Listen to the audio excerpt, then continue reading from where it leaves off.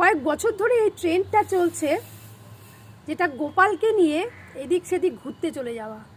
গোপালকে না খাইয়ে রাখা যায় না, অভুক্ত রাখা যায় না, তাই গোপালকে নিয়েই বেরিয়ে পড়ি। সে বেরিয়ে পড়ুন, কিন্তু বাদ বিচার বলে তো ব্যাপার আছে। এখন সমুদ্র সৈকতেও চলে যাচ্ছে গোপাল কোলে করে, সবার সাথে গোপালও চান করছে। গোপাল তো ভগবান, তাকে ভগবানের মতনই ট্রিট করুন না।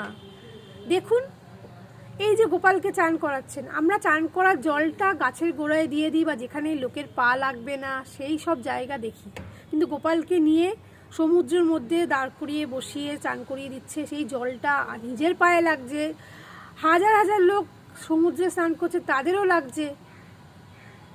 পাপ হচ্ছে না? পাপ কি করছেন না আপনি?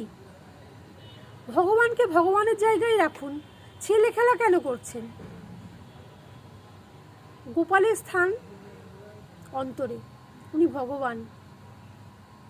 হতে পারে আপনার নাতি, আপনি নাতি হিসাবে তাকে ট্রিট করছেন, ছেলে হিসাবে ট্রিট করছেন, ভাই হিসাবে ট্রিট করছেন, সে তো ভগবান।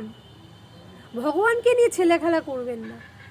আমরা ছোট থেকেই ঠাকুর, সেই লক্ষ্মী ঠাকুরই হোক কি গোপালই হোক, যদি আমরা স্নান করাতাম, সেই স্নানের জল আমরা গাছের গোড়ায়, তুলসী গাছের গোড়ায় বা যেখানে লোকের পা যায় না সেই সব জায়গায় আমরা ফেলে দিতাম। ঠাকুরের ফুল লাগলেও পাপ লাগতো, সেই বারবার বারবার করে ঠাকুর যেন ক্ষমা করে দাও, যেন পাপ না হয়, এইসব বলতাম। কিন্তু এগুলো নিয়ে তো ছেলে খেলা করা হচ্ছে না। এই যে ঘুরতে নিয়ে যাচ্ছেন, ছোঁয়াছানি লাগছে, কি খাবার, কি আমিষ, সব জায়গায় তো নিরামিষ পথ্য পাওয়া যায় না, পেঁয়াজ রসুন কিছু না কিছু তো থাকেই, সেই ছোঁয়া লেগে যাচ্ছে।